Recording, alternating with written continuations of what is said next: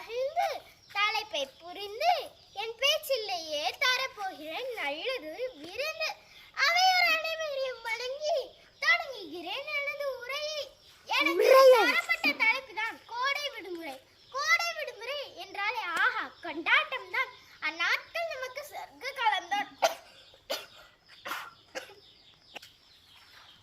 ஆம், அந்நாட்கள் நமக்கு சொர்க்க காலம்தான். ஏனெனில் ஏட்டுச் சுருக்கை கறிக்கு உதவாது என்ற பழமொழியை நாம் அனைவரும் கேள்விப்பட்டிருப்போம்.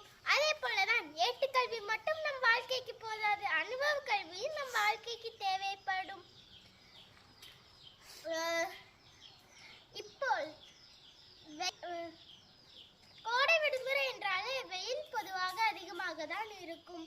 அந்நாட்களில் ஓய்வு மிக தேவைப்படும் மற்றும் நீச்சத்துள்ள உணவுகளை எடுத்துக்கொள்ள வேண்டும். உதாரணமாக நீர், மோர், பழக்கூழ்கள் ஆகிய அனைத்து நீச்சத்துள்ள உணவுகளை நாம் உடலுக்கு எடுத்துக்கொள்ள வேண்டும். வெயிலோடு விளையாடி வெயிலோடு உறவாடி வெயிலோடு மல்லு கட்டி ஆட்டம் போட்டோமே என்ற பழமொழி என்ற இந்த பாடல் வரிகள் கேட்ப இந்த கோடை விடுமுறை அமைந்துள்ளது. ஓய்வெடுப்பது மட்டுமன்றி நாம் அனைவரும் இந்த கோடை விடுமுறையில் பயனுள்ள விஷயங்களை கற்றுக்கொள்ள வேண்டும். நன்றி. நீங்க என்ன பயனுள்ள விஷயத்தை கத்துக்கிட்டீங்க இந்த லீவ்ல? நான் இந்த மேடை பேசலை பயிற்சி, நீச்சல் இதெல்லாம் வந்து கத்துக்கிட்டீங்களா லீவ்ல?